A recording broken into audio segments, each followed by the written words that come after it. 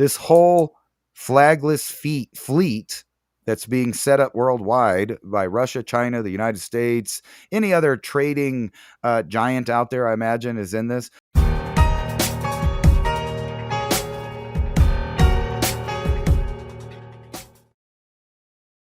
So these are boats that are just rolling around that aren't connected to the grid, aren't connected to, being spied at. They're not doing any of the international law agreements like G7 sanctions. They just go around that. And what this is talking about is the Chinese, Russian, Iranian. Really, I think you can add a lot of lists because when you read an article, it's usually biased for one side of the world or the other. So you can assume that the same thing is happening mirrored in the other scope or range of stuff over there. So I would think that, they're saying 700 aging anonymously owned tankers and stuff. That's just enough to mess up things around the world if you wanted to do that. Let me throw a little caveat in there.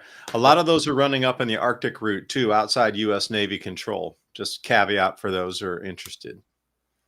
Well, what it shows is that people know that the track and trace system is well upon us, and they're already making backup plans to hide and be invisible and do backup trading with nations, because that's exactly what that is. They're going around any embargoes or treaties or anything and just sending unflagged ships that are not, trackable to different places around the world, which means that the elite are okay with this reboot system as long as it has a backup black market, dark internet, things that they've always liked. That's the problem with the transhuman movement, is that the weird elite that run it or power it, unless it leaves their control, they're into more physical, down-to-earth things because they're human beings like us. They're not taking the additives. They're not eating the altered foods. Matter of fact, they have their own diets. One time I watched this silly documentary, but it was talking about the queen bragging about her diet, about bringing her chef and her private organic non-GMO vegetables with her wherever she traveled. The whole group is doing that. All of the elites know what's going on. They know what the technology is. It's just a tool to separate, once again, the lower class and the ultra upper class. In a feudalist system where you don't know about the feudalism. You're too engaged in the meta fake universe. And that's kind of why I brought up that article about the new operating system. First, they want to control the computers so that it's more palpable for the AI to run, not you. And that's going to be the whole system, including trading, shopping, all of it. Even trends, fads, opinions, and political movements are all fueled by something we're calling artificial intelligence. The problem is at which point do we know that, just biased people are programming it, or whether or not it's taken a life of its own? And was that always actually the plan from the beginning?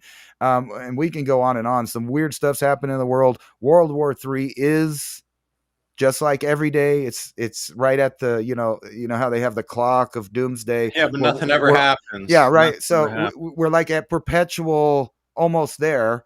But I don't think that will be always. Eventually, they're going to pull some trigger, or like you said, nature will pull the trigger for them, in which they'll unleash all of these programs. So it's pretty obvious that Israel is going to bomb Iran, claiming that they have, nuclear weapons or whatever. Now we have the triangle thing going on, the menage a trois of India, Pakistan, and China over there, giving, money and weapons to one side, and then giving the old stuff. And then I'm watching Kim Jong-il dropping his battle cruiser accidentally off in the ocean there, busted. And what I'm seeing is all of it, all of the old tech is being destroyed either by accident, incompetence, replacement, upgrading, or what the remnants of it. I have a feeling we're going to have a massive drone battle. I've been predicting that for years. I talked about it before they admitted that there was AI and drone killing bots on the field, and then we've steadily updated our audience about the improvements, and like the AI underwater city in China, the fact that some of these nations that may not have an equivalent nuclear arsenal or a kinetic army, they're just as equal as far as coding and tech. And I was looking at, let me show you guys this, China's mothership. So Yeah. Now we got all these What outages. if the AI in the underwater city just opens up the floodgate? Humans are bad and just opens up, and then the gate and the woo drowns in it. Well, a lot of people joke about Terminator, but come on, man. How long until you can just hack this mothership? Another nation hacks this mothership that's sending out, 100 kamikaze unmanned bombs, basically, or they could be, spy. They could float around, and we have drones that can stay up in the air. A lot of people think that drones don't last that long because they're battery operated, but as I pointed out in the past, when everybody was tripping on the drone things, there are several models of gasoline powered. That's right, fossil fuel, dependable fuel running the AI, where it could stay up for 3 or 4 days in the air. And then you're looking at this. This is what I think the future of warfare in the near future is going to look like, either by the United States attacking someone or China, kind of forcefully occupying a new sphere of influence with this kind of technology. So at some point, the trigger has to be pulled, the reset has to happen. And in order to get all of these AI controls and monitored mechanisms, you I have think to playing that reset. video I is mean, like that's slowing just the that way it video, is. or that telegraph is just grabbing a bunch of bandwidth. Did I flake out on you? Connection law reconnecting. Oh, well, I still hear you. And then now we got the articles hitting the headlines about, whether or not you're going to be having certain items, which we predicted. One of those being avocados. Avocados, if you don't know, is embroiled in a cartel battle right now, where governments are, picking sides right now. Matter of fact, a lot of weird stuff is happening to us in the South. So here's one: new intelligence suggests Israel is preparing for possible attack on Iran nuclear facilities. However, we've seen this same headline for about 20 years.